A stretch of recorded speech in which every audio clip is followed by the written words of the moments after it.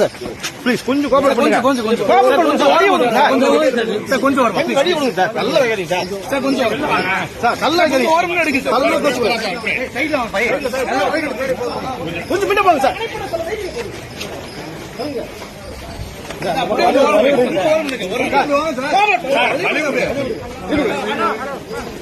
அப்பாடி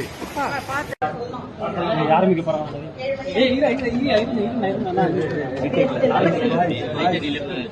ஓகேவா?